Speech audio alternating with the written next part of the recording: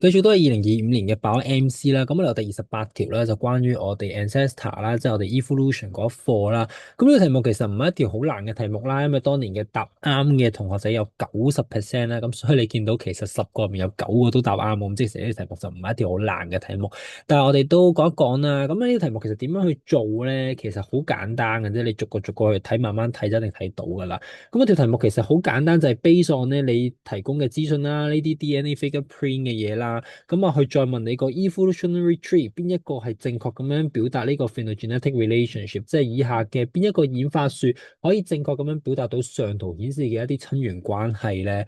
咁啊，有好多人有唔同嘅做法啦。咁我自己嘅做法其實就真係排除法咁樣去睇嘅啫。咁我習慣就由左邊去右邊咁樣去睇啦。尤其是呢啲有5個 species 嘅話，咁其實你慢慢睇總會揾得到嘅。咁我睇咗 Q 同 P 先啦。咁啊，PQ 喺呢度，咁你見到其實佢哋咧，冇一行係即係相同啦，係咪？咁即係其實你可以幻想得到佢哋兩個之間嘅關係應該係非常之遙遠啦。咁悲喪呢樣嘢，其實你已經可以 fold 到兩個答案啦。點解啊？因為你睇下 C 同 D，哇，C 同 D 話 P 同 Q 咁近喎，專登0044有一個角落頭係俾佢哋兩個自己之間喎，係咪？咁其實即係顯示係錯誤咯。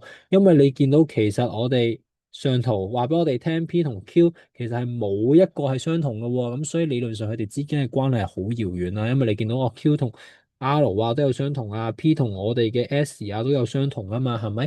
淨係同 Q 係冇任何嘅相同喎，咁所以其實你可以幻想到 P 同 Q 其實個關係遙遠嘅話，咁就唔會係 C 同 D 噶啦。咁我得翻 A 同 B 嘅啫，咁啊繼續睇落去啦。咁我哋再畫翻我哋頭先顯示嘅一啲相同嘅嘢啦。咁你見到我哋 QR 有啦，T 有啦，呢個都冇啦，呢個同呢個就有少少啦咁樣，跟住呢個就同呢個有啦咁樣啦，大約咁啊見到其實佢哋嘅關係就係咁啦。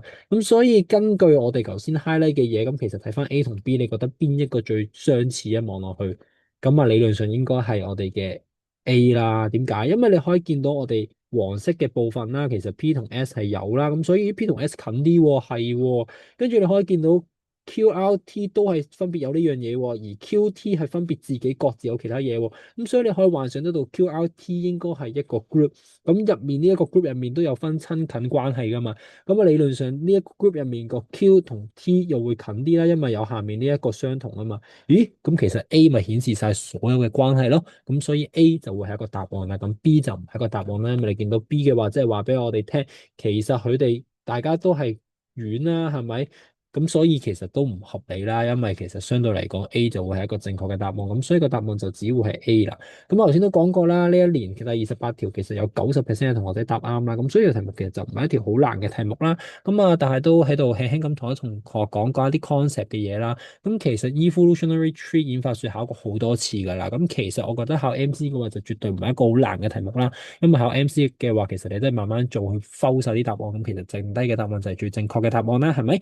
咁啊，其實唯一嘅難度，我就覺得其實係喺畫圖嘅方面，即係如果去考 long quiz 叫同學仔畫嘅時候，同學仔好多時候就會畫錯。咁所以理論上做呢啲 MC 嘅題目，你做一次自己 fold 完之後，其實你下一次再做翻相同嘅題目嘅時候，我希望同學仔你係有能力自己畫翻幅圖，即係你當呢條題目就係咁樣，跟住你自己 base on 呢個 information。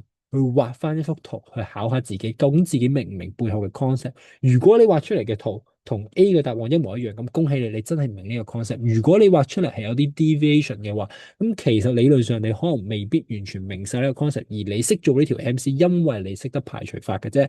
但係我希望同學仔咧有能力去自己畫到一幅演化樹，咁啊希望呢一個訓練可以幫到同學仔喺應付往後嘅年份，可能真係考 long quiz 嘅時候，你都識得點樣去答啊嘛。